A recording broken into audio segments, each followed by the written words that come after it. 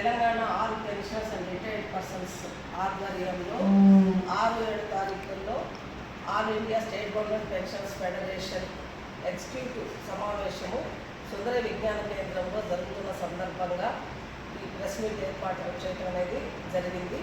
దీంట్లో కమిటీ అధ్యక్షులుగా ఆహ్వాన కమిటీ అధ్యక్షులుగా డాక్టర్ లింగా అరుణ, కన్వీనర్గా స్వరాజ్ గారు, కోశాధికారిగా కొండలరావు గారు, అలాగే రాష్ట్ర అధ్యక్షులు నారాయణ రెడ్డి గారు, రాష్ట్ర ప్రధాన కార్యదర్శి కృష్ణమూర్తి గారు, గౌరవాధ్యక్షులు ఎంఎన్ రెడ్డి గారు బహిరంగ సభ ఏర్పాటు చేయడం కూడా జరిగింది.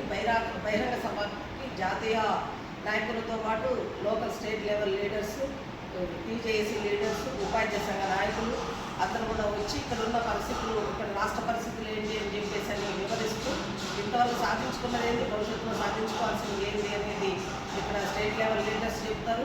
అలాగే జాతీయ నాయకులు జాతీయ స్థాయిలో కొన్ని కామన్ ఇష్యూస్ ఉన్నాయి. వ్యాలిడేషన్ యాక్ట్ అనేది సెంట్రల్ గవర్నమెంట్ ప్రవేశపెట్టింది, దానిని ఎలా ఎదుర్కోవాలి అనే దానికి, అలాగే కామన్ హెల్త్ కార్డ్స్ ప్రాబ్లం జాతీయ స్థాయిలో కూడా కొన్ని రాష్ట్రాల్లో మెరుగ్గా ఉంది, కొన్ని రాష్ట్రాల్లో తప్పుగా ఉంది. ఆ విషయాలు మాట్లాడదామని చెప్పేసి, అలాగే కొన్ని రాష్ట్రాల్లో డిఏలు ఎక్కువ, కొన్ని డిఏలు తక్కువ ఇవ్వాల్సింది ఉంది.